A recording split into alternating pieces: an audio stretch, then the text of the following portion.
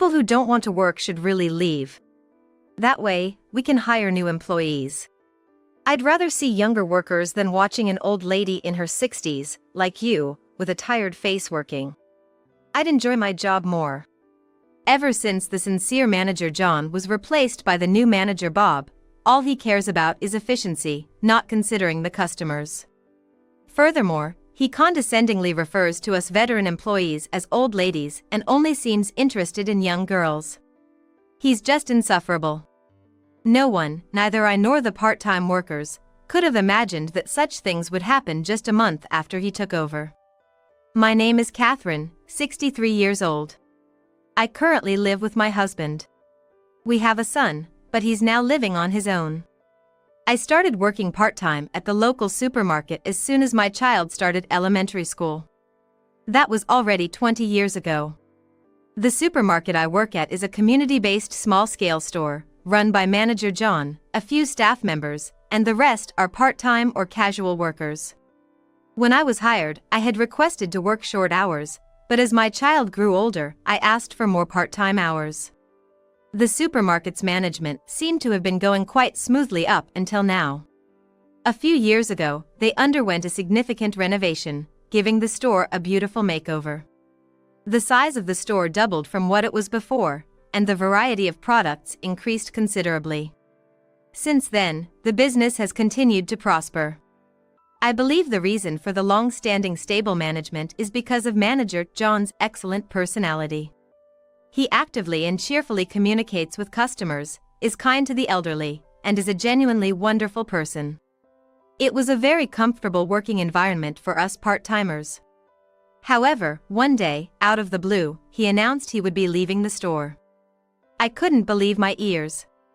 I can't believe manager John is quitting. Maybe he's sick? I'm so worried. Those were the thoughts running through my mind as I finished my shift that day. The next morning, during the morning meeting, manager John himself gave the announcement. I've mentioned this before, so many of you might already know. I've decided to leave this supermarket, which I've loved for many years. The moment he said that, there was a murmur among the employees. Many of you probably want to know why I'm leaving. As some of you might be aware, I've had chronic back pain. It has gotten worse over the past few months, and I've had to visit the hospital multiple times. Since I knew about his back pain, the reason made sense to me. I've firmly decided to step down for now. My wife supports my decision. I hope the employees here can understand and accept my decision.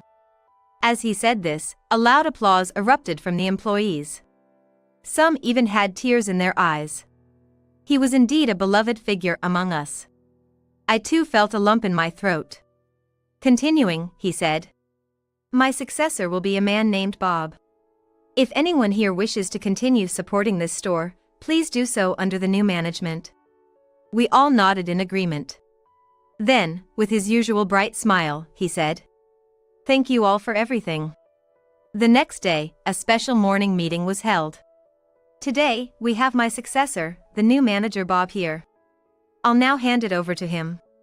It was the transition time from manager John to the new manager Bob. I was inwardly excited, wondering what kind of person he might be. Then, a tall man stepped up beside manager John and began to speak. "Hello everyone. My name is Bob, and I'll be taking over as the manager of this store. I look forward to working with you all." All the employees applauded in unison. Manager John then added, "For about the next week, due to various handover tasks, both I and the new manager Bob will be coming to the store to work. I expect manager Bob might visit different departments, including the kitchen areas, so I hope you all will support him." Initially, looking at the new manager, I thought he seemed sincere and believed I could work well under his leadership.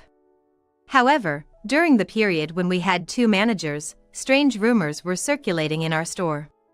Our supermarket became a subsidiary of a certain company a few years ago. This company became our parent company, and the rumor was that the new manager Bob was a relative of the president of that parent company and got his position through connections.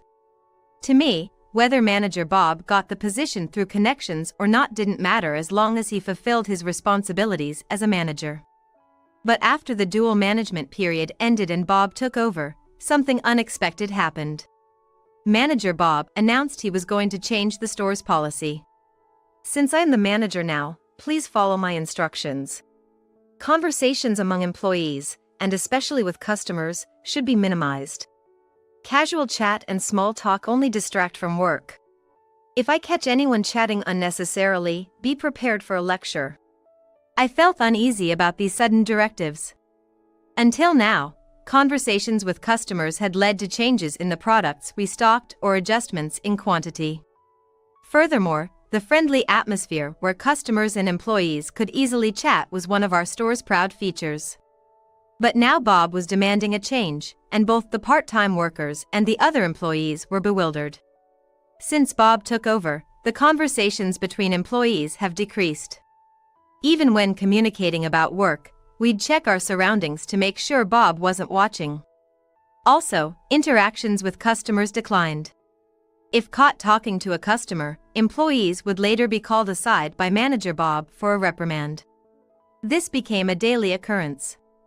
We followed his directives because it was the store policy, but the store's atmosphere only deteriorated. On my day off, I went shopping at another nearby supermarket. Usually, I shop at the supermarket where I work, but I didn't want to see Bob's face, even on my day off. That's when I saw Mrs. Smith, one of our regular customers, shopping there. She was talking to someone, and even though it was rude, I eavesdropped. She was talking about our supermarket. I usually shop at that supermarket, but lately, the atmosphere has been off. Apparently, there's a new manager, and the store's vibe has completely changed. The staff used to be so friendly, but not anymore. I'm thinking of not shopping there anymore. I whispered to myself. Oh no. That was the moment I realized that our customers were drifting away. When I shared this with other part-timers on my next workday, several had similar experiences. Furthermore, in the customer feedback section at the store entrance, there were complaints about the recent atmosphere. There were also online reviews giving the store 1 star, stating they'd never return because of the dark atmosphere. We decided to report these facts to the manager and boldly conveyed our concerns. But Bob refused to change the policy. All of you, who have worked in the supermarket for years, don't seem to understand. If you spend time with one customer, you lose out on other tasks. You still get paid while you chit-chat or do things unrelated to work. I want all of you, especially part-timers, to prioritize efficiency. Indeed, focusing on efficiency might be crucial for running a business. However, not all conversations with customers are a waste of time. Assisting the elderly with packing might not be a direct job responsibility, but taking care of customers is essential. Just when I thought the discussion with Bob was over, he suddenly looked furious and began again. By any chance, did any of you purposely post those negative online reviews? Are you trying to tarnish my reputation? If I find out that any of you are involved in this, I'll fire you immediately. Be prepared. With that, Manager Bob left the scene. Manager Bob completely distrusts us. At the same time, our trust in Manager Bob has dwindled. Other part-time workers looked equally exasperated. A few days passed, and as I was restocking items in the store, I spotted the regular old lady I had seen shopping at another supermarket the other day. I thought to myself, I'm glad she came back. Luckily, the manager was out at that moment. Taking a chance, I decided to speak with her. Mrs. Smith, hello. Lovely weather today, isn't it? Mrs. Smith looked slightly surprised. Oh my, it's been a while since you've spoken to me. I've missed our chats. It felt nostalgic. I wondered why no one spoke to me recently. Apologizing for the recent aloofness, I mentioned that I had seen her shopping at another supermarket and had overheard her talking about our store. Mrs. Smith responded candidly. I've been shopping at this supermarket for years, but lately, the atmosphere has taken a turn for the worse. The neighborhood's been talking. I suppose it's because of the new manager, isn't it? I was taken aback by the speed and efficiency of the neighborhood's grapevine. But as someone who's worked here for years, I couldn't stay silent. Mrs. Smith sighed and continued. I loved the healthy food from the deli section here. But ever since the new manager took over, they've been replaced with oily ones that seem to target younger people. Could you ask the manager to restock the healthy ones? Please. I wanted to say yes immediately, but I doubted Bob would agree so easily. I promised Mrs. Smith I'd try, but fulfilling her request seemed challenging. Later that evening, after Bob returned, I gathered the courage to approach him, even though I lacked confidence. Excuse me, manager. I wanted to discuss something. What is it? Let me guess, another pointless suggestion? If you have time for that, get back to work. Don't you dare tell me how to run things. Bob shouted at me with a fierce tone. At this point, he wouldn't even have a proper conversation. The thought of working with him long-term began to sour. But I wasn't the only one who felt that way. Over the next few days, several part-timers handed in their resignations. However, Bob seemed to have a let-them-go attitude and accepted their resignations without hesitation. He then approached me, smirking. It's easier without the workers who don't want to work. Now, I can hire new ones. I'd rather see younger people working here than watch someone in their 60s like you with a weary face. Apparently, his vision for the supermarket involved replacing older employees with young girls. I couldn't understand his thinking and felt that this would backfire someday. But Bob proved to be even more proactive than I'd expected. He started by advertising high-wage, part-time jobs to local high school and college girls. Attracted by the high pay, 5 girls applied. Bob decided to hire all 5. But these girls wore flashy makeup and shiny piercings, not the ideal look for a supermarket dealing with food. Their language was also coarse, and honestly, the rest of us part-timers were filled with anxiety. Furthermore, Bob was so engrossed in chatting with these girls that he barely worked. Angered by his behavior, I decided to confront Bob directly. Manager, this has to stop. Because you're not working, we're bearing the brunt of the workload. Plus, if you continue with these strange reforms, we'll lose our regular customers. At this rate, this supermarket will go under. Upon hearing this, Manager Bob glared at me and shouted. The regular customers of this store are all elderly and boring. To survive in the upcoming times, we need to prioritize younger, trend-sensitive customers. Otherwise, we'll fall behind the times and soon be out of business. Part-timers who don't understand business should stay out of it. Bob's attitude became even more arrogant than before. Now, he didn't even use polite language with us, the older employees. Bob then questioned me sternly. By the way, I've received a barrage of complaints about your work attitude lately. Apparently, you're always chatting away and not getting much done. Customers see it. Now, apologize. I was shocked by Bob's statement. Why should I apologize to you? And do you have any proof of these numerous complaints? Ignoring my query, Bob yelled. Just apologize. If you don't like it here, leave. My patience with Manager Bob had reached its limit. I no longer felt the desire to work at this supermarket. All right then. I'll quit, effective immediately. Thank you for everything until now. With that, I left the supermarket. After I left, other staff and part-timers also resigned. Eventually, only Bob and the student part-timers remained in the store. He probably enjoyed the environment, being surrounded by young girls. But I wondered what would happen when they went to school. Could he manage the store on his own? It wasn't my problem anymore. I found a new job at another nearby supermarket. There, my many years of experience were appreciated, and I was warmly welcomed. A month later, I visited my former place of employment. Curiosity led me there, but I was mainly concerned about its state. Suddenly, I heard a loud female voice from inside. I can't stand this attitude. I'll never shop here again. Exiting the store was Mrs. Smith, whom I had encountered previously. I was surprised by Mrs. Smith's outburst. She approached and said, "Oh, Catherine. Are you working today?"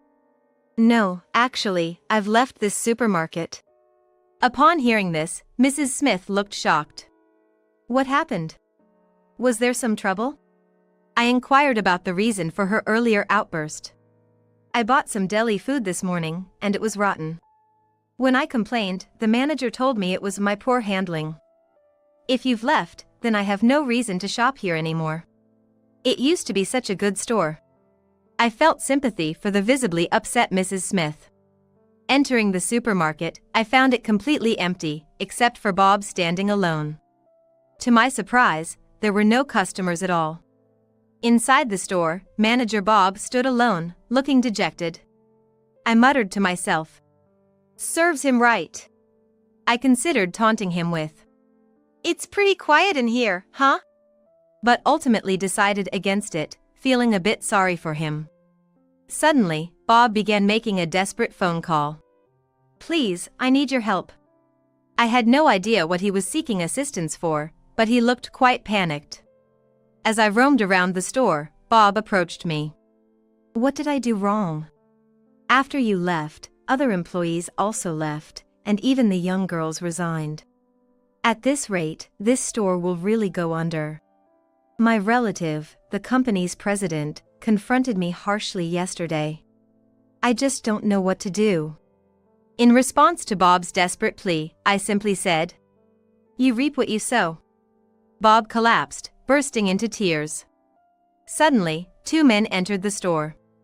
One of them was John, the former manager of the supermarket. "Isn't that Catherine? Long time no see." "It's been a while. What brings you here today?"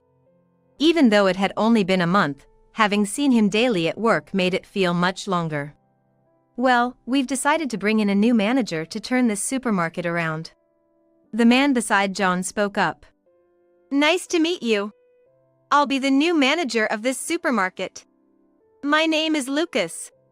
I believe you've heard about me from the company president and former manager John. I look forward to working with you."